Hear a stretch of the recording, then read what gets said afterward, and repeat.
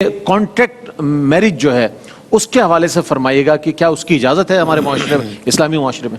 ہاں، یہ جو کانٹریکٹ میرج ہے، ایک تو ہوتی ہے کہ آپ واقعی نکاح کرتے ہیں اور اس میں نکاح کے لیے کوئی وقت متعین کر لیتے ہیں پیسے کے بدلے میں.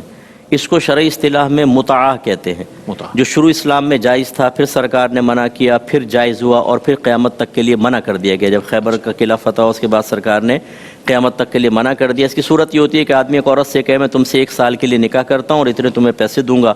یہ اور ایک ہوتا ہے پیپر میرج ہوتی ہے باہر، اس میں نکاح وغیرہ کچھ نہیں ہوتا، صرف وہاں کی نیشنلٹی وغیرہ حاصل کرنے کے لیے وہ کسی عورت سے پیپر پہ شادی کرتے ہیں، ایک پیپر ورک کر لیتے ہیں اور اس کو پیسے دیتے ہیں. لڑکی اپنے راستے پہ نکل جاتی ہے، مرد اپنے راستے پہ نکل جاتا ہے.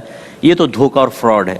اور اس میں ایک اور صورت یہ بھی خطرناک ہے کہ بعض اوقات اس میں لکھنا پڑتا ہے کہ میں پہلے سے میری کوئی بیوی نہیں ہے، یا ہے تو میں نے طلاق دے دی. اگر کوئی نہیں ہے تو چلے تو جھوٹ ہے، اور اگر یہ ہے کہ تھی میں نے اس کو طلاق دے دی تو فوراً طلاق پڑ جائے گی چاہے اس کا ارادہ نہ ہو. ایک اور خطرناک صورت جو مجھ سے پوچھی یو کے اندر ایک شخص نے، کہ میں نے کورین عورت سے اسی طرح پیپر میرج کی اور ہم دونوں نے ایک فلیٹ شیئرنگ پہ رکھ لیا. پہلے یہ سوچا تھا کہ پپو ہوں میں بالکل وقت کا خواجہ حسن بصری، لیکن کہاں رہا خواجہ بصری، نہ خواجہ رہا نہ حسن نہ بصری، سب ختم ہو گیا. پتہ چلا کہ کچھ عرصے بعد زنا میں مبتلا ہو گیا. اب کہتا ہے صاحب میں اتنا ڈپریشن میں ہوں، ضمیر کی ملامت میں ہوں کہ میں نے تو خالی ویسے سوچا تھا ہم شیئرنگ پہ روم لے لیں گے، اب یہ ہو گیا.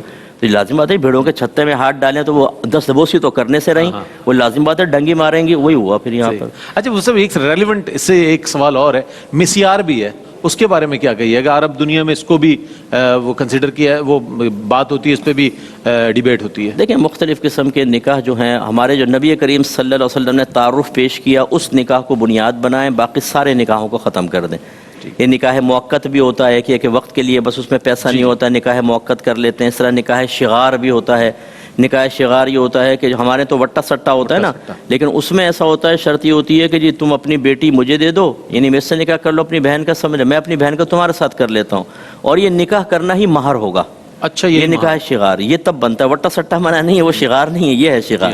تو اس طرح جو جتنی بھی یہ نئی نئی صورتیں ہیں کہ جن کے اندر ایک نئی کنڈیشن لگائی جاتی ہے، سب سے پہلے اس میں علماء سے معلوم کیا جائے.